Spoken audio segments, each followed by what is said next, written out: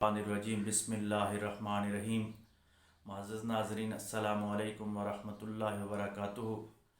آج ہم حضور نبی کریم صلی اللہ علیہ وآلہ وسلم کے فرمودات کی روشنی میں کسی کے گھر میں جانے کے آداب بیان کریں گے، یعنی گھر میں جانے سے پہلے کے جو آداب ہیں آج صرف وہ بیان کیے جائیں گے۔ اسلامی تعلیمات کے مطابق آپ کسی کے گھر اگر جا رہے ہوں، حتیٰ کہ اپنے گھر بھی اگر جا رہے ہوں، باہر سے آ رہے ہوں، کسی دوسرے شہر سے آ رہے ہوں، تو آپ کے گھر والوں کو پہلے معلوم ہو جانا چاہیے کہ آپ گھر میں تشریف لے کے آ رہے ہیں۔ اچانک کسی کے گھر تشریف لے جانا، بغیر بتائے چلے جانا، یہ اسلامی تعلیمات کے مطابق کوئی اتنا اچھا اور مستحسن اقدام نہیں ہے، بلکہ مستحب طریقہ یہ ہے کہ آپ ان کو آگاہ کر دیجئے۔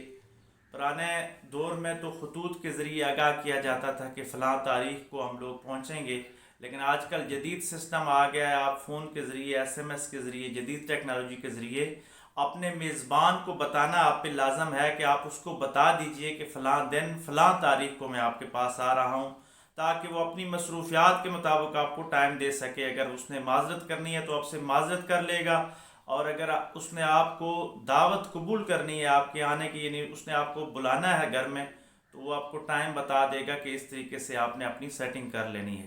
تو یہ اسلامی تعلیمات کی روشنی میں مستحسن اور مستحب عمل ہے کہ کسی کے گھر بھی جائیں تو پہلے سے اس کو معلوم ہو۔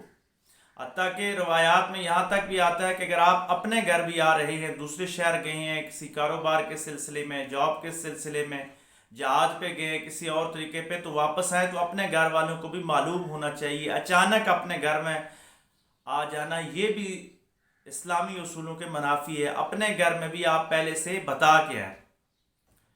پھر حضور نبی کریم صلی اللہ علیہ وآلہ وسلم کی حدیث کا مفہوم ہے کہ کسی کے گھر بھی جاؤ تو آپ 3 دفعہ گھر میں جانے سے پہلے اجازت طلب کرو، اجازت مانگو۔ وہ دروازہ کھٹکھٹانے کی صورت میں بھی اجازت طلب کی جا سکتی ہے، وہ 3 دفعہ السلام علیکم ورحمۃ اللہ وبرکاتہ کہہ کے بھی اجازت لی جا سکتی ہے، یعنی سلام کر کے بھی اجازت لی جا سکتی ہے۔ تو 3 دفعہ کے بعد اگر گھر والے دروازہ نہیں کھولتے تو اسلامی تعلیمات کی روشنی میں یہ حکم ہے کہ آپ واپس تشریف لے کے چلے جائیں۔ اور بعض کھلے علاقے ہوتے ہیں جہاں پہ گیٹ نہیں ہوتے، گاؤں دیہاتوں میں آپ ان کے سین کے پاس جا کے اونچی آواز میں، بلند آواز کے ساتھ السلام علیکم کہیں، 3 دفعہ کہیں۔ اگر اندر سے وعلیکم السلام یا اجازت آتی ہے تو آپ اندر تشریف لے کے جا سکتے ہیں۔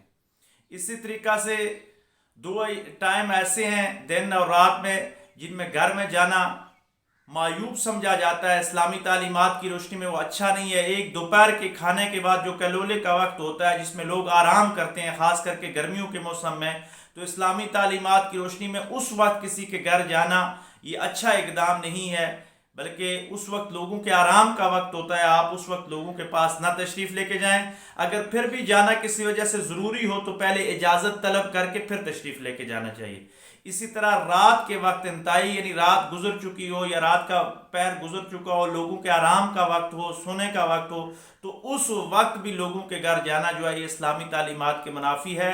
اگر انتہائی ایمرجنسی کے حالات میں ہوں تو پہلے سے ان کو بتا کے ان سے اجازت لے کے پھر جانا چاہیے، یعنی جس وقت لوگ آرام کر رہے ہوں یا کس لوگوں کی عبادات کا وقت ہو، فرض نماز کا وقت ہو، ایسے اوقات ہو تو اس وقت گھر میں جانا یہ اسلامی تعلیمات کی روشنی میں اچھا اقدام نہیں ہے۔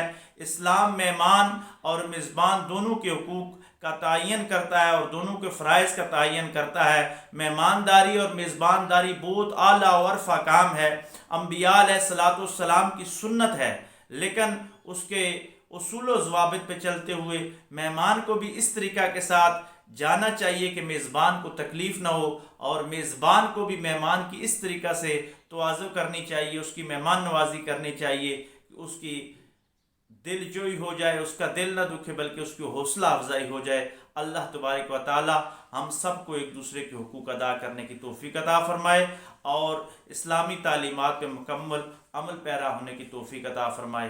وآخر دعوانا ان الحمد للہ رب العالمین۔